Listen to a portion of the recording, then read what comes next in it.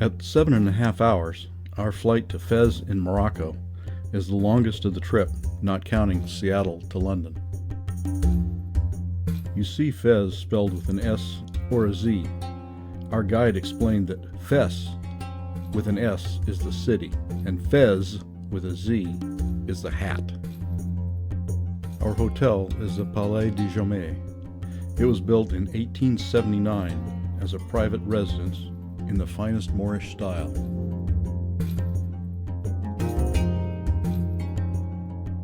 The property was converted to a hotel in the 1930s and retains the elegance of that era.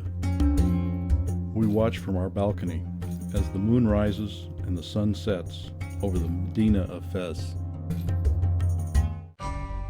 It's a brand new day. The sun lights up the Medina as we watch from our balcony.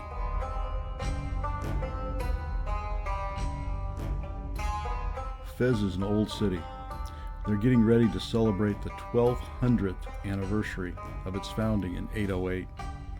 The oldest part is the walled Medina, Fez al-Bali. Fez was at its peak in the 12th to 14th centuries. It was the largest city in the world in 1170.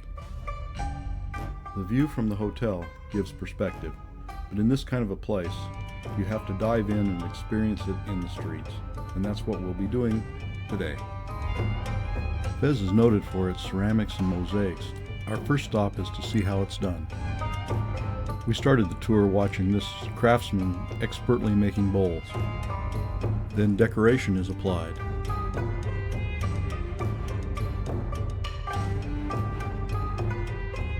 This pottery is waiting to be fired in the kiln. These men are making mosaic tabletops. It's done like a jigsaw puzzle done face down. Then mortar is poured in to fill the back.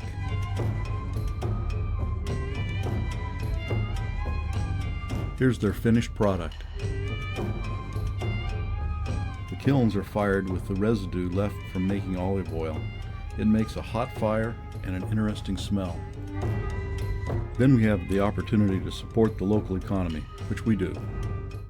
The contrast of new and old and even older is apparent as we approach the city gate to enter the oldest part of Fez. The streets of the Medina are narrow and winding.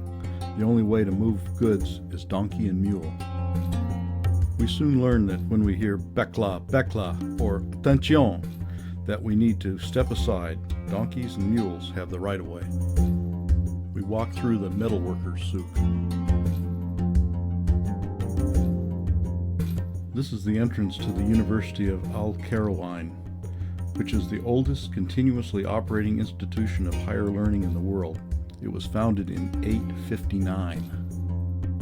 Beautiful dried fruits are for sale everywhere.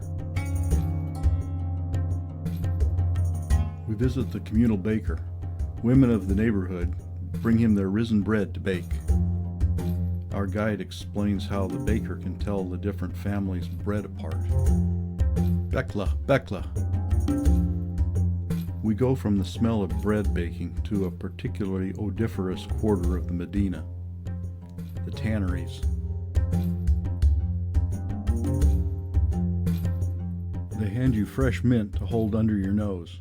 The scene is medieval. First, the hides go into the white vats to soak in water and lime, actually pigeon droppings. This guy gets my vote for the nastiest job. The hides are washed in the wooden drum on the left to remove the caustic bath. Then any flesh or fur remaining are scraped off. The hides are hung on the rooftops to dry.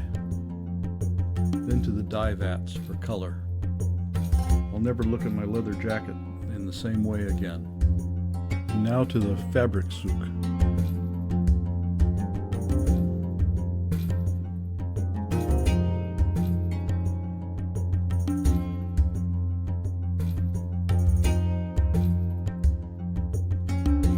There are so many stalls selling what appears to be the same thing. I don't understand how they can all make a living.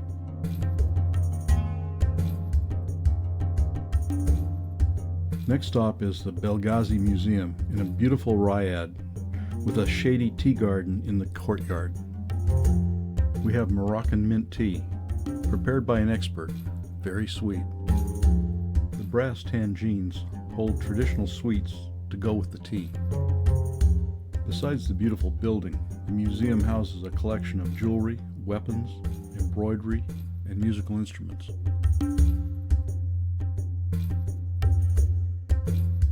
The view from the roof of the museum is outstanding. You see the city walls and beyond the Maronite tombs on the hilltop. Then our hotel and the minaret of the Carillon Mosque. The Medina walls now define the largest urban car-free zone in the world.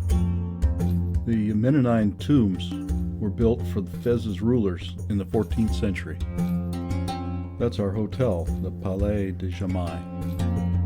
Back into the streets, there's more to see. The entrance to the tomb of Moulay Idris II, son of the founder of Fez. Our guide tells us that women believe that donations made here at the tomb will help them succeed in matters of love and family.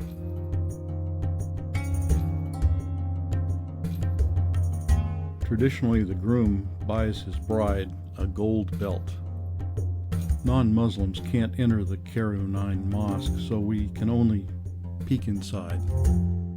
The Carillon Mosque is the second largest in Morocco. Its minaret dates from 956. The mosque covers almost 11,000 square feet and can accommodate 20,000 worshippers at once.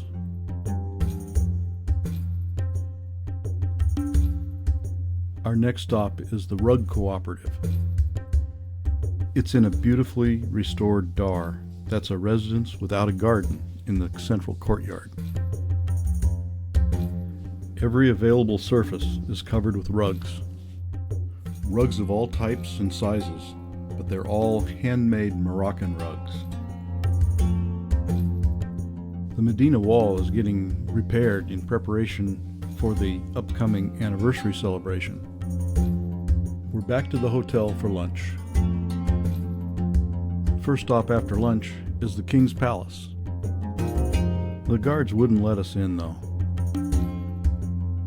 So our next stop is the Jewish cemetery of Fez. Jews have lived and died in Fez since the end of the 8th century, often finding refuge here from persecution elsewhere. This person was born in 1655 and died in 1733. We walk through the Jewish quarter to the Abendanen synagogue, which dates from the 17th century. Through a city gate again, but this time we're in Fez al-Jadid, the newer of the Medinas of Fez.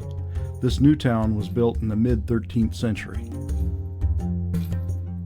Camel parts, anyone?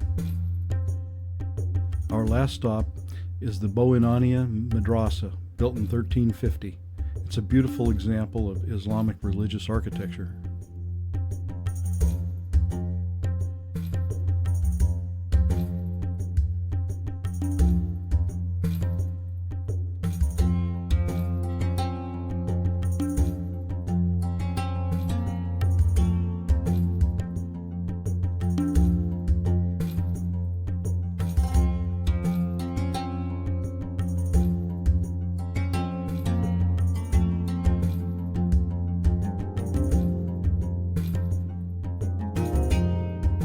We leave the Medina through the famous Blue Gate.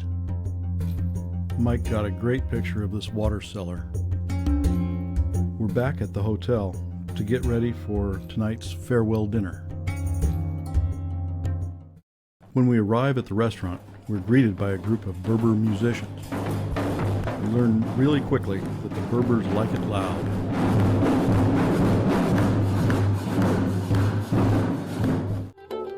We get a little time of relative quiet to eat a very nice traditional Moroccan feast. Then the belly dancer and her Berber pals come back.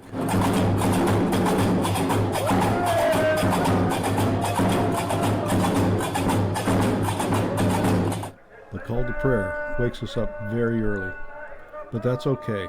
We need to pack up. We spend our last dirham at this shop by the hotel and get on the bus to go to the airport. Our plane's waiting for us for one more flight back to London. We say goodbye to Fez. As we approach the Mediterranean coast, we say goodbye to Africa. In Morocco, we can't pass up the famous blue pottery, and a little metal box are all we can squeeze into our bulging bags. We're back in London overnight. We get to sleep in, have a leisurely breakfast, then head to the airport and our flight to Seattle. Well, it's been quite a trip. Africa is a continent full of complexities, contradictions, and contrasts. In West Africa, we see people living, for the most part, a life unchanged for hundreds of years.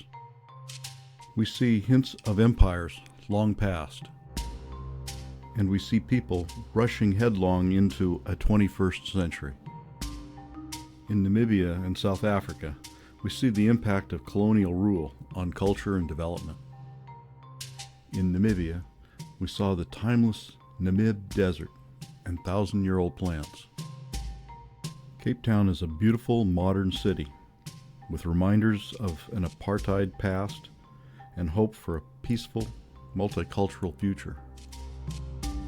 In East Africa and Madagascar, we focused on natural wonders. Mosi-oa-Tunya, or Victoria Falls, is truly amazing. The Serengeti remains such a special place for us, we keep coming back. But the gorilla experience was truly amazing. The modern bustling cities like Kampala and Tana point to a brighter, more prosperous future for the region. Morocco is such a contrast to the rest of the places we visited, but in many ways, Moroccans face the same challenges. Millennium-old institutions are meeting new technologies for better or worse. Commerce in the age of the internet moves on the back of mules. Reminders of past glory and empire must be revered and maintained. The hallmark of a great trip, for me, is, did I learn anything? By that measure, this trip was truly outstanding. We learned about architecture, from Sahelian to Cape Dutch. We replaced Hollywood stereotypes with a different image of voodoo. We learned the details of life in the wild from our knowledgeable guides. Words fail the experience of standing a few feet away and looking eye to eye with a silverback. It took a lot of people to make all this happen, so thanks to them all, including the lecturers, the advanced people, our guides. The airplane crew was especially outstanding. A special thanks to Jackie, Lynn, and Mary for keeping us under control, whether we thought we needed it or not. And thanks to all our fellow travelers, but especially to Chris, Nora, Mike, and Judy for sharing this experience with us. And a special thanks to Chris and Mike for contributing their pictures and video to make this show more complete.